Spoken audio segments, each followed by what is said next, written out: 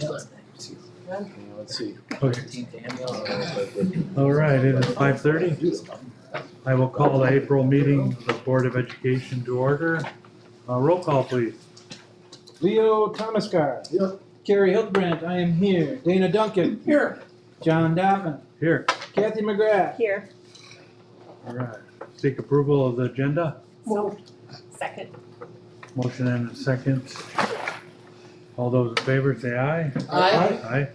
All those opposed? Agenda is approved. Next item is report from student representatives and student recognition. Go ahead. Welcome. Thank you for coming tonight. Hi, I'm Emma and I'm a freshman. I'm a freshman. Starting with academics, our high school math league recently competed in the third round of the Central Wisconsin Math League hosted by UWSP. Local students compete by taking a test to see who would represent the team in the individual meets. Individual scores as well as team scores are kept, and after the second round of the competition, Port Edwards is in third place out of 20 schools in Division 4. Results for the third and final meet will be revealed at the annual banquet held on April 29th.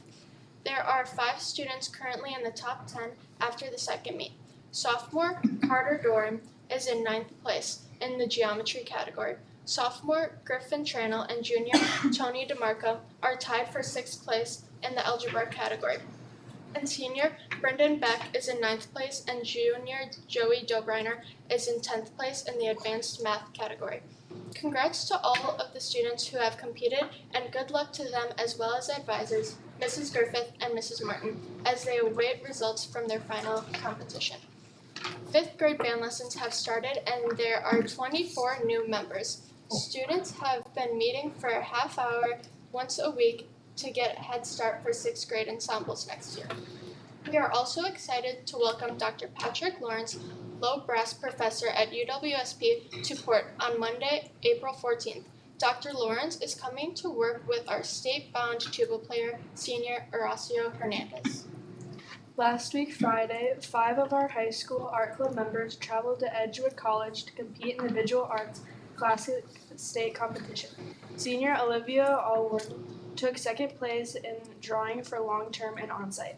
Sophomore Caden Isaacson took 3rd place in design long-term and 2nd place in design on-site. Junior Lizzie Anderson took 1st place in printmaking long-term and received honorable mention in printmaking on-site. Sophomore Natea St. Bill took 1st place in digital art long-term and 2nd place in digital art on-site. And Joanna Moreno received a perfect score in photography long-term. Congratulations to all those who competed. Lastly, a high school student council, along with advisors Mrs. Griffith and Mrs. Kolinsky, attended the Wisconsin Association of School Councils State Conference this past weekend. During the event, student council members had the opportunity to listen to inspiring keynote speakers, including Wisconsin Supreme Court Justice Jill Krofsky, engage in various interactive breakout sessions, and collaborate with student council representatives from other schools. We are very excited to bring back the valuable insights and creative ideas to John Edwards High School for the remainder of the year, as well as the next school year. Thank you for listening, and we hope you have a great night. Thank you. Good job. Are either of you in math league? No. No. There's so many things going on. You can't be in everything. Thank you for the Alright. report. You're free to leave if you would like. Okay, thank you. Thanks. All right. Next president's report. All board members are in attendance tonight. So next board meeting is May 14th. May 14th at 5:30, 5 o'clock if we need closed session. So next up, administrative reports, elementary principal report. Jim. Good evening, everyone. Thank you for coming out tonight. First thing I would like to report on is news from our PEOPLE organization, the Port Edwards Parent Organization. I'd like to say congratulations to them for the Do Good Wisconsin Cereal Box Challenge. I talked a little bit about that in March. PEOPLE collected 502 boxes of cereal for area food pantries. It was really impressive to see on our entry walls out here as you walked in, you saw nothing but cereal boxes. And People earned a 4th place in Wisconsin for creating the most creative serial video of they were lined up like dominoes tumbling down. So thank you to People for leading that, and thank you to all of our teachers for collecting in your classrooms.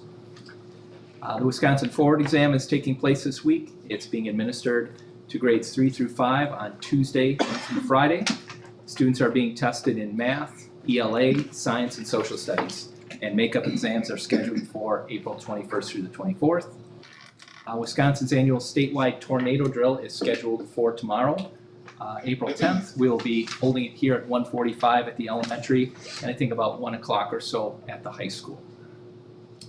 On May 2nd, 4th grade students will be working with the John Edwards High School Ecology Club members to plant trees in our school forest and at Ripple Creek Park.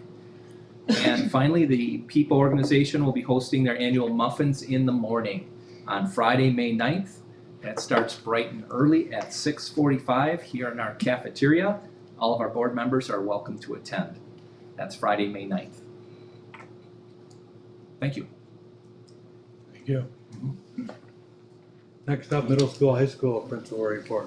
Okay. Good evening. As you can hear, we have tons of stuff going on at the high school between the VAC conference last Friday that Natasha took the kids to. They did an amazing job. On Sunday, we had our HOSA, our Future Health Professionals team that Nurse Katie Bortz runs. She took 3 of our students down to the Kalahari. They got to meet with other HOSA members. I think Port Edwards, this is our first year doing it. Katie got our chapter going. We're the one of 157 in the state. So it was a neat thing. They came back yesterday afternoon. So between all of these things, the conferences that are going on, the VAC, the HOSA, the student council, our kids are moving around. We're gonna blink and it's gonna be the end of the year, right? We have prom coming up April 26th, so that'll be taking place at the Elks Club again. And then we also are doing our forward testing. We made a goal this year because of Miss Moore's impending pregnancy and birth. We wanted to make sure we get all of the testing done, the makeup testing. So what we did is we made a goal of having 90% kids attend the day of their testing. And if we reached that goal, we told them we would have a celebration next week for that. We wanted to try to do something fun to kind of encourage them to get here. So we're not chasing all over and pulling them out of classes. So what we decided to do is we wanted 90%. Yesterday was our first testing day for our 6th through 8th graders, and we had 2 kids gone, and that was pre-planned absences that they had doctor's appointments for. So it was like 98%. So we're on our way. Wednesday, April 16th, you guys are all invited if you would like at the end of the day. What we're gonna do is we're gonna extend the 6th, 7th, and 8th graders recess. We're gonna bring them in, give them all root beer floats in Mrs. Rubishki's room. And then every teacher that has middle school kids in the afternoon, they signed up for something. Steve is hosting middle schoolers for, it's almost like a mini course day that they used to do in Nakusaleo. Ethan is hosting, Joe is hosting. So our middle school our teachers are offering things that interest them. Kids got to sign up today, and so they'll be doing that. And then at the end of the day, Mrs. Wilkham last year tried to get a goat to come in, and from Mrs. Wilkham, and Mrs. Wilkham wanted Mrs. Schroeder to kiss the goat. She declined heavily last year. She told me, and I said absolutely. And if any of you know me, I'm kind of a germaphobe. I don't even let my wife drink off my soda. Yeah, so I'm not a fan of that, but we're gonna give it a shot. So at 2:45 on next Wednesday, the 16th, if any of you would like to join us in the small gym, we are going to have 4 little goats. And we're gonna, staff was all sent by Mrs. Klinsky a survey if they'd be interested in smooching a goat that afternoon. So we're gonna go ahead and have that, and it should be a great way to end this this testing session. Tie up Miller? Huh? Can we tie up Miller? I don't have the results of the responses yet, but I know people are super interested, so, and good natured about it. So it should be a fun way to kind of cap off our forward testing. My God made duct tape. Shane, at least they're not pigs. Yeah, right. Well, we talked about that next year, we gotta get a handle on it, so. And Beth is very excited about bringing those in, she's very proud of her family's farming, Sure. bringing that in, so I sure appreciate that, she's gonna bring those in with her husband, so. She emailed us pictures of them, they're very Oh, I'm cute sure little they're goats so and cute. it's gonna be fun. Yeah, one's called Little Lady and one's called April 12th, cause that's Beth's birthday, it was born on Beth's birthday, so. I don't know, but it'll be fun, the kids will get a kick out of it, and I promised Frank we would put tarps down. Wendy Henny's pig just had piglets, so. There we go for next year, right? There you go. So it's gonna be fun, so if you guys are interested in stopping by, Wednesday the 16th. Wednesday, 2:45. My calendar. 2:45. Jim. And please email me if you are interested and the kids would love a school board member to come down. Oh, yeah. Thank you. Do you want me to talk about these anymore? I don't think so. Okay. Yeah, I think we're good. All right, thank you. Next up, district administrator report. Jim? Okay, we're all about academics, Shane, but do we really need to reach that 90% threshold? Because I know I'm on the list to KISS also. Yeah, maybe I'll go with the piglet. We'll see. Oh, that's gonna be a lot of fun. Looking forward to it. On definitely a more, I would say, more of a distinguished note, I would like to turn the page to my report here for just a moment. And in all seriousness, again, the Port Edward School District would like to say thank you. I want to start out my report by saying thank you to Mr. Dana Duncan for his years of service on our Board of Education. Tonight is Dana's final meeting with us at this time.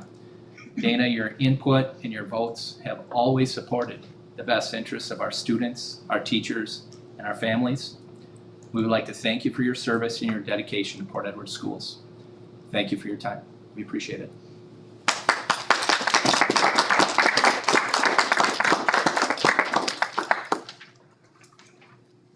And if you want to stay after any of you, there are goodies over here in Dana's honor. Yes. Moving on to other items.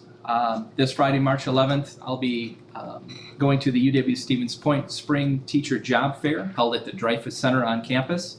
At this time, we are specifically looking for a senior high math teacher and a middle and senior high art teacher. So that is this Friday. Between March 31st and April 17th, the district is conducting 13 interviews for 6 vacant positions. We are in all different positions with those 6 jobs. We have identified finalists for some, others we are just starting to interview for, but it's a very active time right now for getting candidates and interviews. Looking at our school calendar, there's no school for our students on Good Friday, April 18th, as well as on the following Monday, April 21st. On April 21st, teaching staff and administrators have a professional development day. Teachers will be working with CISA on English Language Arts textbook piloting for next school year in the morning, and curriculum development with Mrs. Devins-Hintz in the afternoon. Also in the afternoon, special ed transition meetings for students moving from our elementary to the middle school will be taking place on that day. On Monday morning, April 2nd, Monday morning, April 28th, typo, Monday morning, April 28th. Ms. Anderson and I will be speaking about the school district on the WFHR Morning Magazine program. That's at 10:30 in the morning. And that evening on the 28th, I will be speaking about the Port Edward School District and the Haru Scholarship at the UW-Stevens Point School of Ed banquet. That's, I believe it's 7 o'clock on the 28th. Thank you. Thank you. Next item, questions and comments from people in attendance. Did anyone sign up to speak? Okay, Come on, guys. all right. They're about to. They're waiting. Moving on to the consent agenda. First item, consider approval of minutes of the past meeting of March 12th. Move. Second. Motion and a second. Any discussion? All those in favor of the motion say aye. Aye. All those opposed?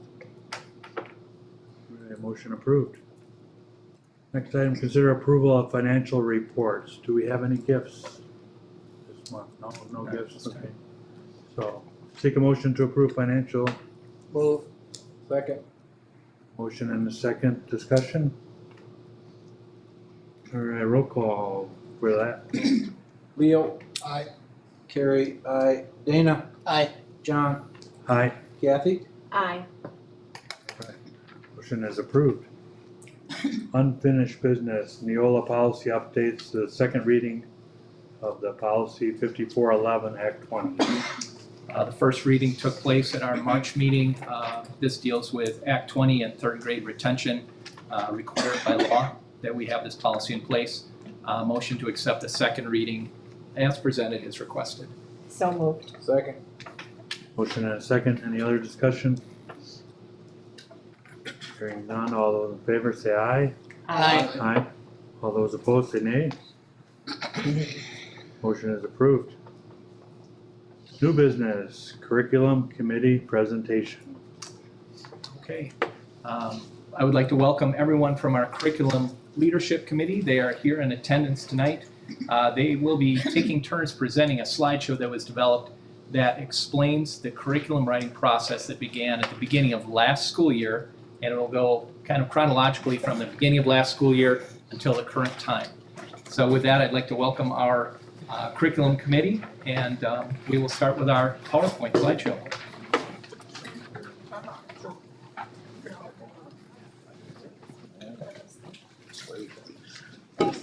You want us all to stand?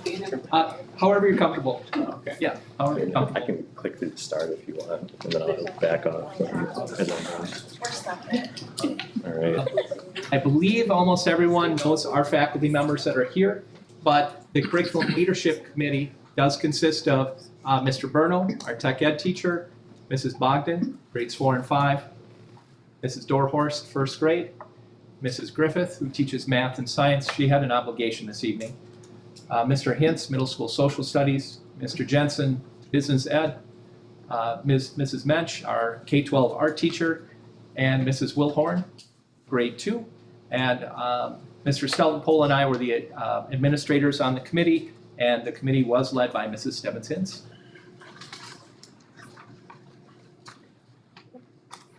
All right, so we wanted to start out by giving a definition of curriculum and why we as a school district need to get that established and going here. So for the definition here, a standards-based sequence of planned experiences where students practice and achieve proficiency in content and apply learning skills.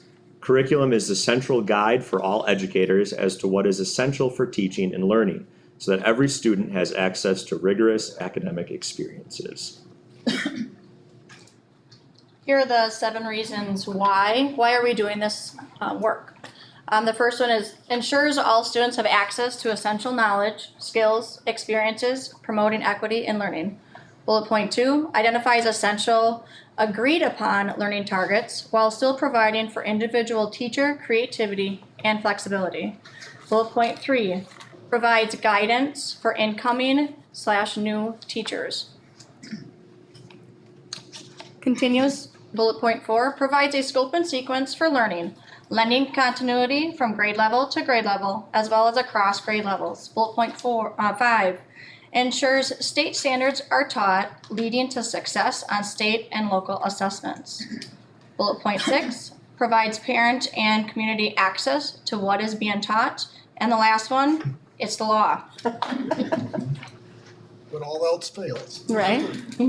And glad that that's in there, that parents have the right to see all of this, because I think sometimes they think we're doing all this behind closed doors and nobody can know about it. They can know. Very, very important reason why we're Yes. doing is transparency. Absolutely. It's come under question in recent years. Yep. So how are we accomplishing those tasks? There was a curriculum leadership committee chosen that is made out of both elementary and middle school, high school teachers who teach both core subjects and on-core. So it's been the group of us working on this committee or document. Did you the last couple of volunteer, years. all of you? We were given the opportunity to, yes. That's a nice way of saying it, but thank you. I know what a lot of work it is, and I know that you're putting in extra work, And maybe we did vote, I don't have a No, it was memory, called- I don't remember actually was a how mixture. this. It was volunteer. Okay, it Like that was, famous volunteer. scene from Ferris Oh, see, Bueller. there it was. I volunteered. Anyone, Yeah. yeah. Just for people who wanted to step up, and they did. yeah, Yeah. and thank you for doing that because not everyone wants to do that, but Yes, Thank thank you, absolutely. We met about once every 6 weeks, say I, 6 to 8 weeks, That's pretty. yes, I think it was it's- every other month, so yeah, that's Yeah. about where we about were. every 6 weeks. And I'm also very pleased that we could have Kathy Stebbins to lead it all because that's another whole thing. You've gotta have somebody that's here every time you meet Yeah. and is in charge. I think that's what helped move this further along than I've seen it since I've been here, is that there is someone, this is her job. Yes, This is what she's focused on. Everyone else has so many other things to Right. do that she's really kept us on track and deadlines and what we need to accomplish. and I know as elementary people that you get stuck with a lot of things because you teach everything. And So- she's been so knowledgeable. She's been very helpful. with We're in this it all process. together. Yes. It's not just one group doing it, it's like the whole district's doing it, so that's. How many times were we stuck into a curriculum program and if there wasn't direction, you were said, oh, you're the curriculum committee, go and do. And we're Yes. kind of like, what? And we knew that most of what we did was gonna be in the ring binder on the shelf and nobody would ever look Yeah. at it. This is a living, breathing document Yeah. Right. that people can actually make use of. Yes. I would say it's pretty much the polar opposite of that. It's very Exactly active, right. everyone is involved, yeah. Yep. And a lot of structure behind it. So as a group, we came up with a mission and vision statement for the committee. It's there for you, but it says to provide a cohesive framework for teachers to develop a curriculum that encourages, inspires, and creates successful young adults who are productive citizens for the future. So that's kind of been our guiding statement as we work through this process. So what we accomplished, I don't know why that extra slide is in there. What we accomplished so far, so as it was stated, we started in 2023, and we identified our curriculum format, which I believe you should have a copy of Yes, it's in there. Okay, because if I click it, it's going to tell me access denied. I noticed that before. So just so Yeah, we figured out our curriculum format, and then all grade levels as well as content areas met to learn about their own state standards, as a lot had changed recently too, so that was kind of a change for some people. And then they were met to write their actual curriculum maps. So each teacher group had met between 4 and 6 times over the course that we've been doing this. Teachers so far have completed 127 of 171 course curriculum maps, which is equivalent to about 74% of all of the maps that we need done. These maps are going to then be available to all teachers and on our district website.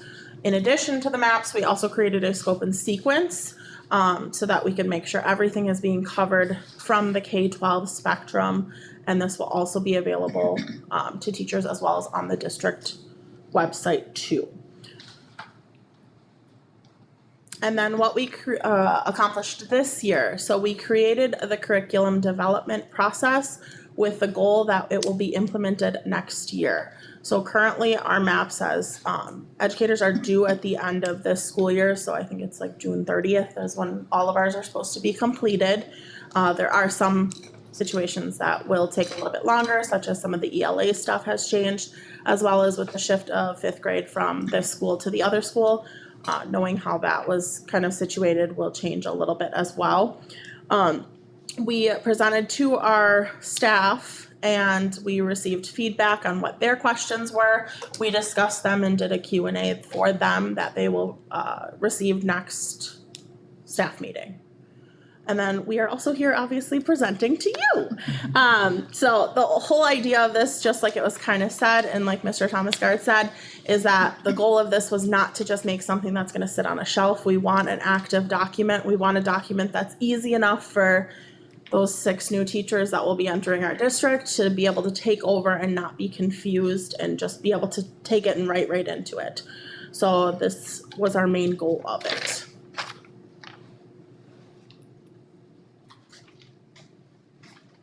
So with this slide, for the curriculum development process proposal. You guys should have received that via email from Mr. Bina to lay out the draft of our document.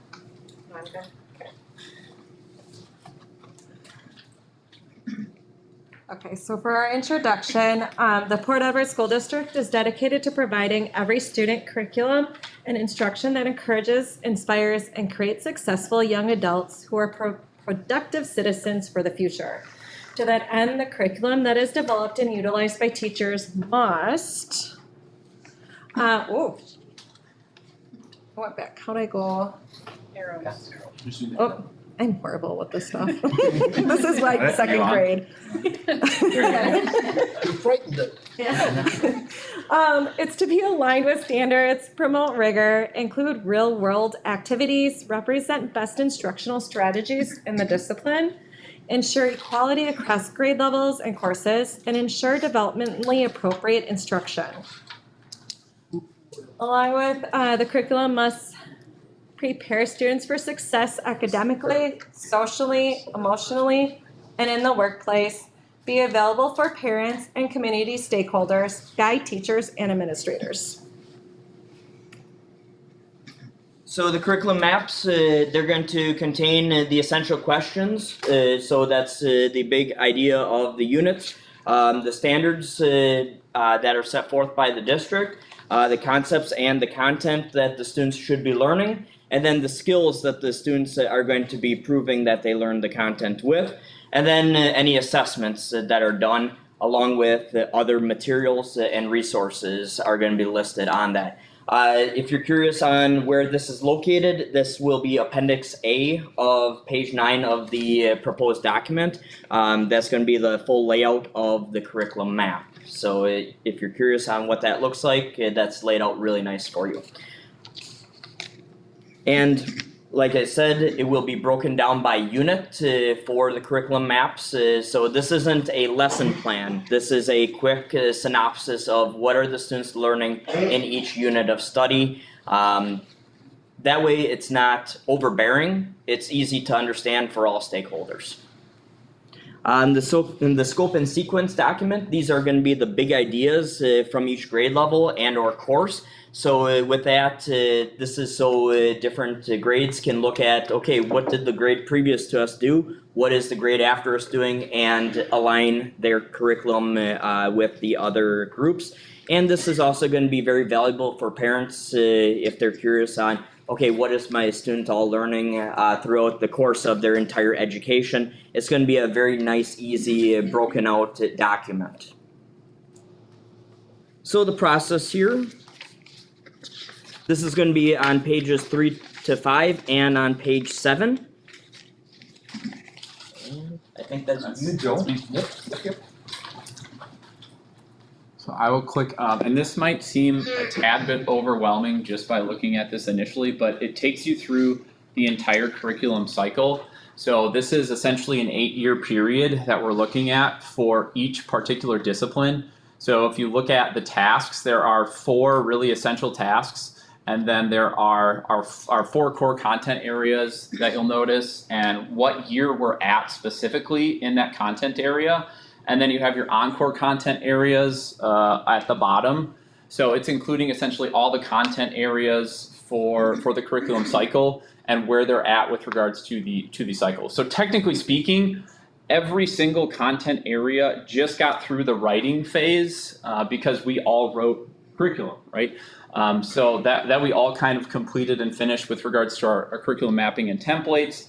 But as of right now, we specifically chose, and it wasn't really us, it was, kind of a whole slew of us who it was more just administration that chose actually where each core level or core content would be at or what year they'd be in. And ELA was chosen for implementation in large part because of Act 20. And then social studies is in year 5 and 6 where we'd be selecting materials. Math is in the writing phase, so it's going to be really easy for math next year because they have all their curriculum written already with the scope and sequence that we were through the curriculum writing that we've done. And then science just essentially got new materials, and that's why they're in the evaluating planning stage. Oh, special education is pretty much built in, so you'll notice that special education is not listed here, but it's not like we left special education out. I hope you guys are aware of that. That was something that we discussed at length actually in our last meeting, and that is actually part of the question and answer sheet. So if you were to pull out the question and answer sheet, one of our staff members asked, hey, what are we doing about special education? We don't see it in the curriculum cycle process, and that was addressed in the Q&A. So if we break down each of the specific years of the curriculum cycle, you'll see years 1 and 2 is the evaluating and planning stage. Years 3 and 4 is the writing stage. Years 5 and 6 is material selection stage. And then years 7 and 8 is more implementation. So like I referenced earlier, each content area is not going to be in the same year. So that might kind of sound confusing, right? Not everyone's in year 1. Because we can't have everybody getting new materials at the exact same time from a financial standpoint, and from several other standpoints as well. So you'll see that if you are in the evaluating planning stage, this is where you're analyzing data, you're participating in professional development, you're consulting stakeholders and community members, you're doing all that stuff. Whereas in the writing stage, that's where you're actually writing the curriculum, doing all that good stuff, advising and looking at and interpreting standards. And then material selection is where you're going out, talking to vendors, figuring out what resources you can use that relate to your standards, and then implementing processes, actually trying it out and seeing how it goes, and repeating the whole process on over again. So like you guys all kind of alluded to already, the idea here is this is not just some binder that sits on a bookshelf. This is a living, breathing, thing that's never going to end, hence why it is a cycle. So roles and responsibilities. This will be seen on pages 5 and 6 of the draft document. So committee chairs, so these are going to be leading the content area committees to complete the steps in the process. As it is on page 5, committee chairs are responsible for ensuring committees meet regularly. Once per trimester was what we agreed upon. That way it's a consistent meeting date, and people know what's going on throughout the whole year. It's not just a one and done. They should also be leaders in their curriculum areas. With that, committee chairs should attend conferences in their content area at least once every other school year, in addition to the conferences they attend with their committee members. They should schedule a meeting with administration at least twice annually to provide updates and discuss ideas. They should also set up professional development opportunities for teachers. So a committee chair is a fairly in-depth position. We talked about how committee chairs are going to be a voluntary position, and then we're going to have administration kind of filter through who's the best fit with that. Committee members, they're going to attend committee meetings and participate and complete the steps in the cycle. They're going to attend conferences, professional development, and stay current with the local or the current standards and other items. They're going to support the committee chair positions. I forgot to mention, with the committee chairs, they're going to be actually in the 4 main content areas, so math, science, social studies, and ELA. Then health, physical education, and music will also have their own committee chair because there's multiple people in the department. And then teachers who are a department of 1 will be their own committee chair as well. I forgot to mention that there for committee chairs. Yes. I like it. That's good. Administration. So the responsibility for administration will be to meet with the committee chairs and provide support for the committees and the committee chairs. They're also going to provide budgetary support for the entire process. Does anyone, I just want to point out, can you go back for just a second? Sure, most definitely. Does anybody appreciate the picture that Kathy chose for administration there?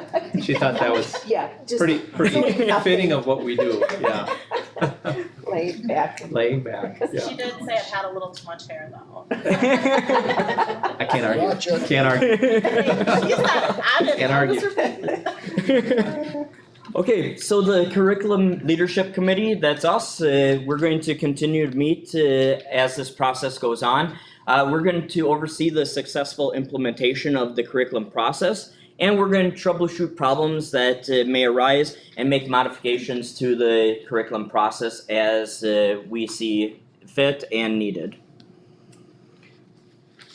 And then faculty comments about the curriculum process so far. So this was on our PD day, the last PD day, when we asked faculty, what do you think about this entire process?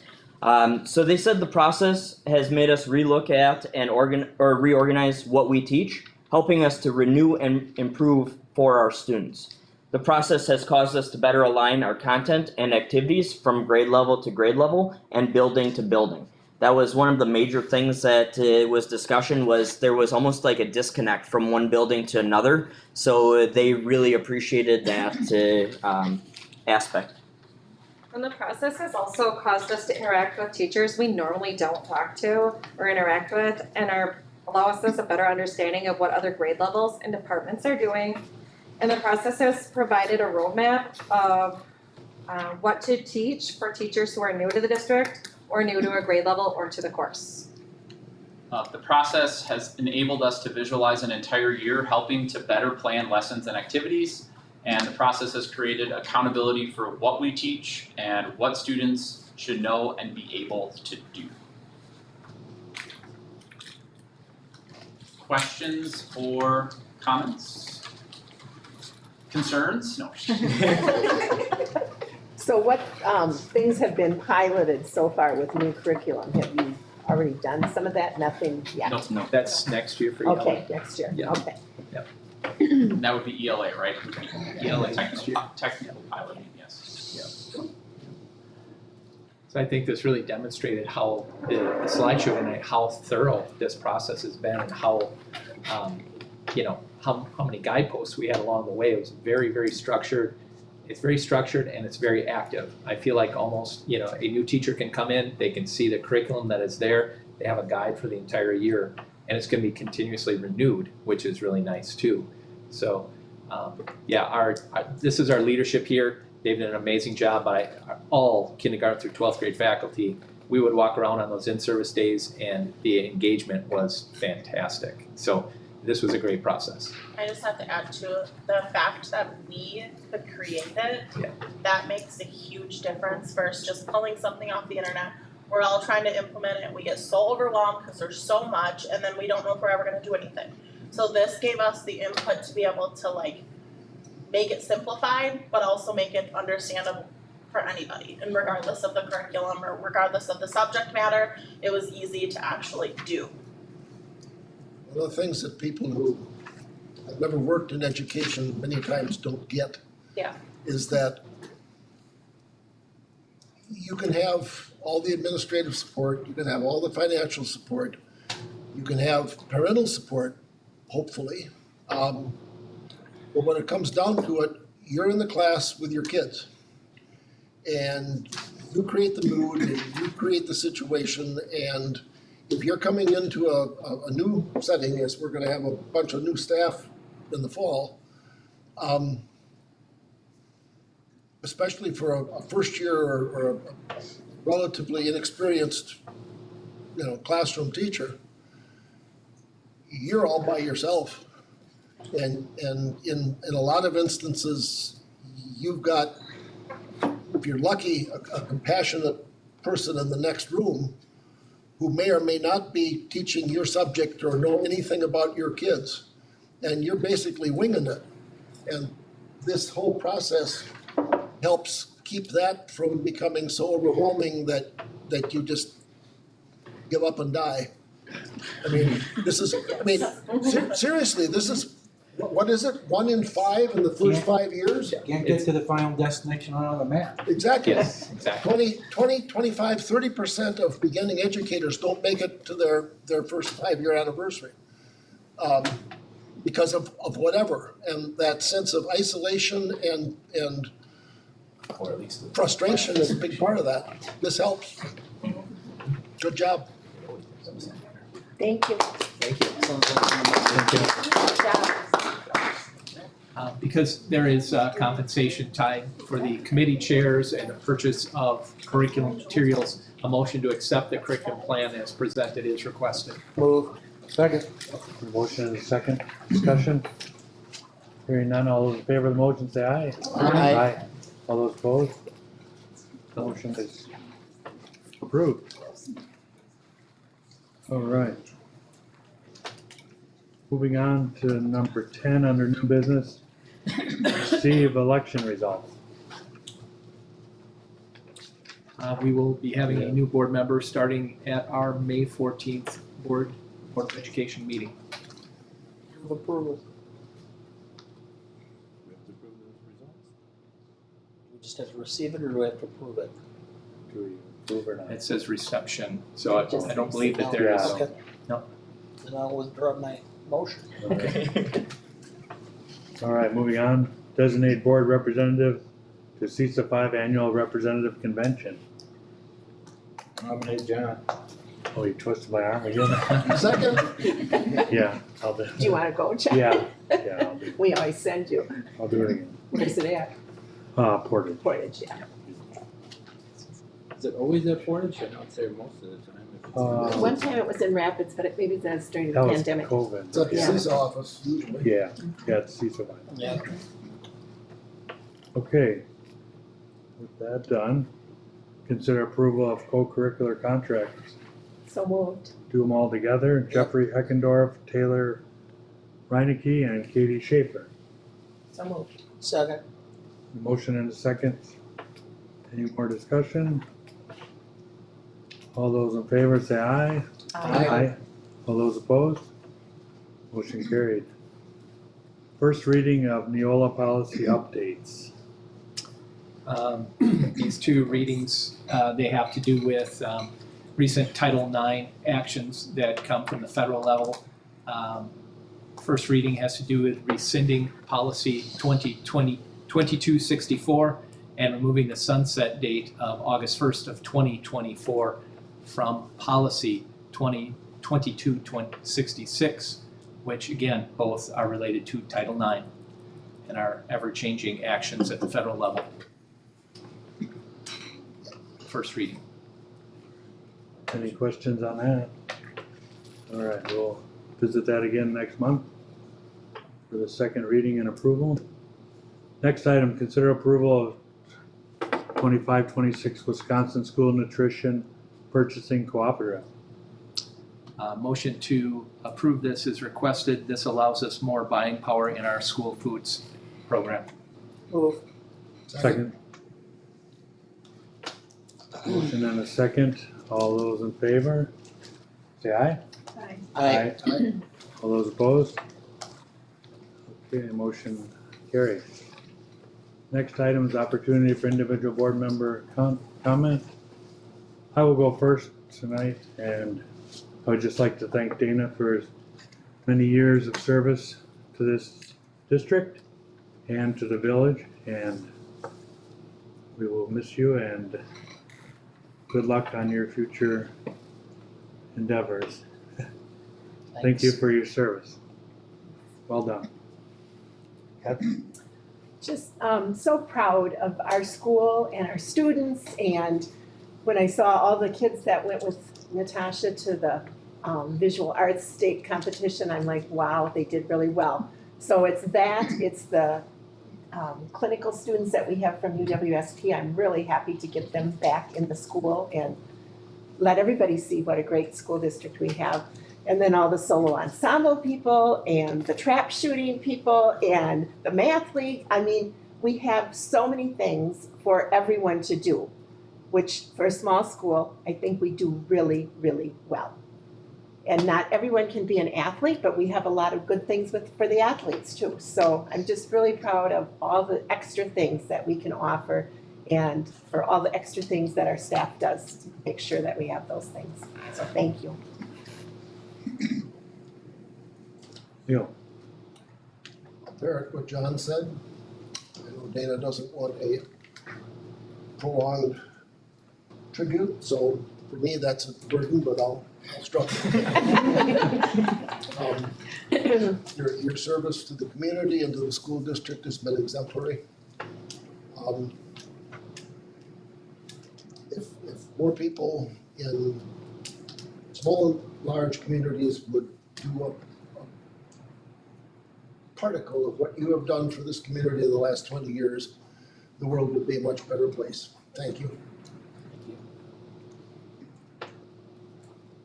Okay.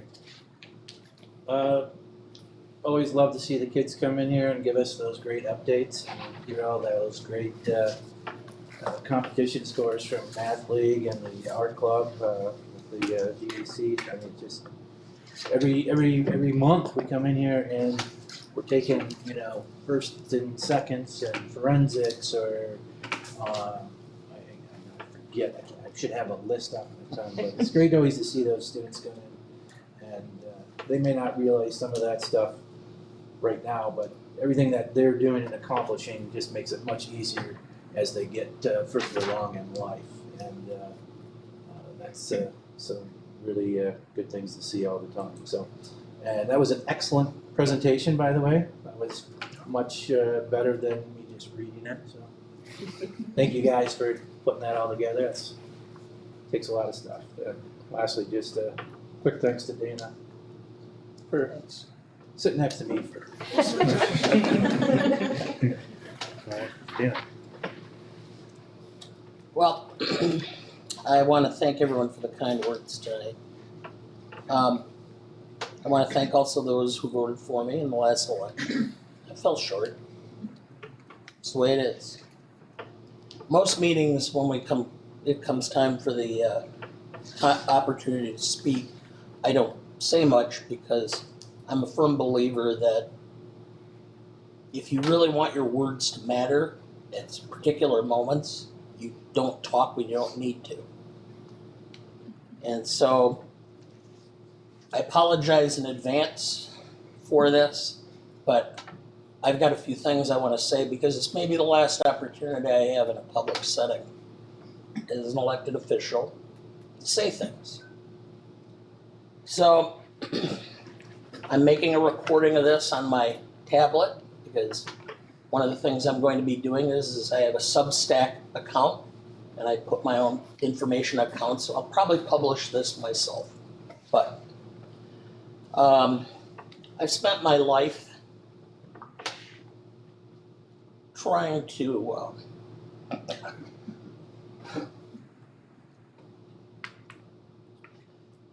make a difference in the world. From a very little child, I wanted to go into public service. And I've spent a lot of time. My professional career, at 35 years I've been out of law school. I've served on the Redevelopment Authority in Wisconsin Rapids, been vice president of my church, vice president and treasurer of Kiwanis. I was second vice chair of the state Democratic Party. I was county chair for a number of years. I've been on the school board for 12. I was on village board for 6. So I hope something I've done has made a difference. But the comment I want to make is the status of education. When I was a young high schooler, I was a very conservative type and thought, you know, that I was going to conquer the world and whatever. And then I got into college and I soon realized how the deck is stacked. That very few people in this country actually have the power and the money and the resources to really control everything. And I made a point of it, spending the rest of my life until my last breath fighting that. Because I think it's unfair, and I think it does nothing to benefit society or the people as a whole. So I went into a profession that allowed me to do it. You know, I've been pretty successful at it, but I think ultimately the situation is such that everybody has an obligation to do what they can and to see what is going on before them and to move and act. quote from Luke 12:48 says, who much is given, much will be demanded. And so I've always thought I've been given a lot of talents and abilities to deal with stuff. So I've tried to take those on and deal with them. I came from very humble beginnings. My dad was a high school dropout. My mom worked at a television factory. So I'm the grandson of dairy farmers. So the one thing that my parents did, though, was to convince me that I could do better. And it was never talked about, what education was. But it was instilled in me that that was the key. Read, study, get good grades, go to college, advance yourself. And I had a lot of opportunity. I didn't have any money. The government paid for a large portion of my education. I also got scholarships and such. Well, somewhere along the line, my generation pulled up the ladder of success behind us. And we've changed how education is handled in this country. And we're taking away opportunities. The American dream was that you would eventually be able to have children who would be better than you. They would go further. And that dream is gone. And a large portion of the problems in this country today is because of the disillusionment of that dream. We've gone from education being a right to a privilege that only certain people have. To this large extent, it's greed, it's indifference, and it's thirst for political power. Nothing evidences this better than the fact that 245 of the state's 421 school districts in Wisconsin have had to have referendums in the last 4 years. 90% of all school districts in this state have had to have a referendum since the beginning of the revenue or the current caps on revenue. Okay? Why are we starving education when education is the lifeblood of advancement in this country?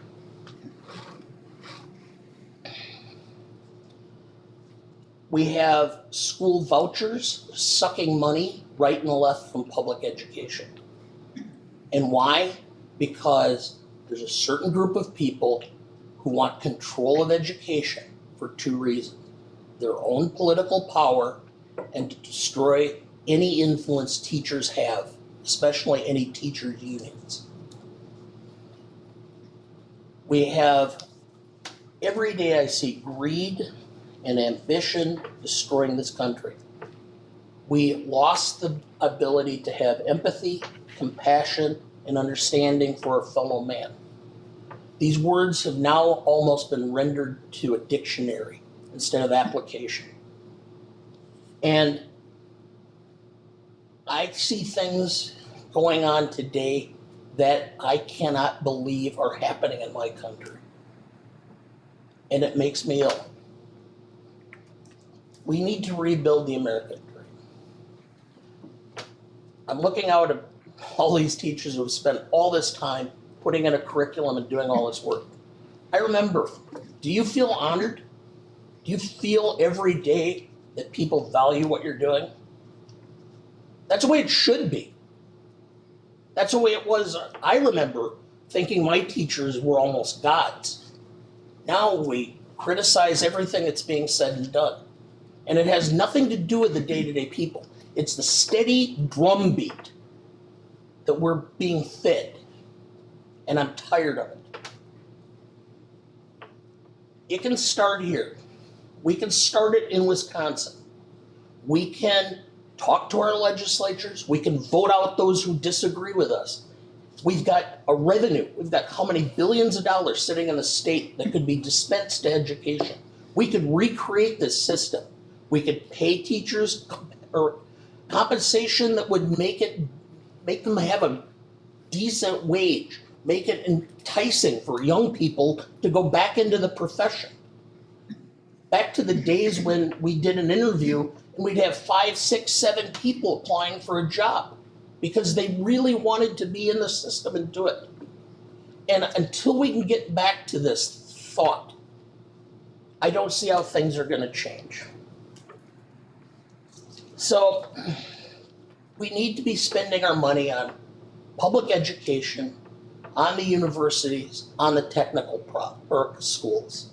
And we need to be encouraging our kids, because one of the reasons they're having so much trouble and why they're so frustrated is that the amount of contribution the states and the federal government are making to higher education has so dwindled that they can't get out of school unless either they have a huge debt or somehow or another they go over so many years that they lose so much earning power.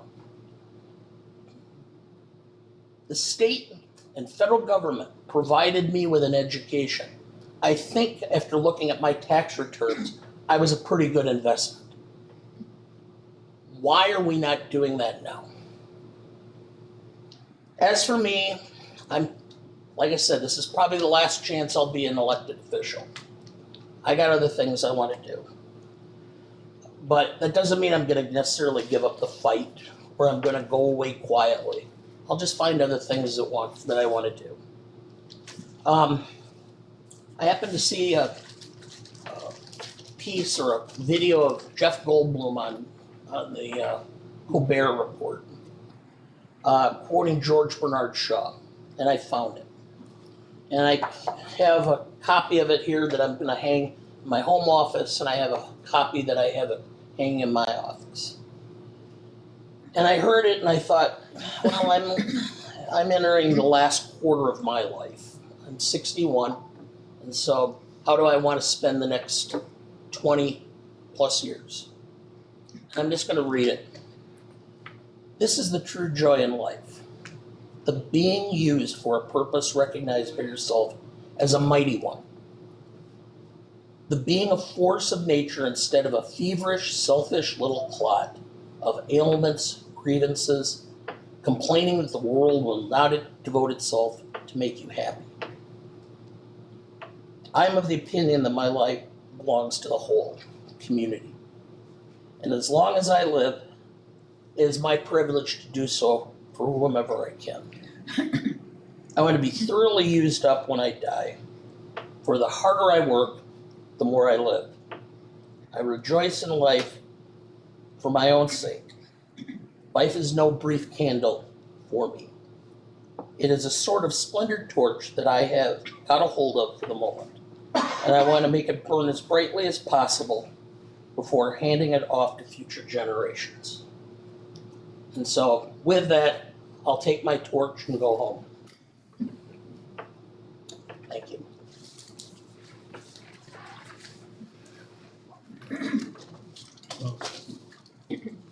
Okay.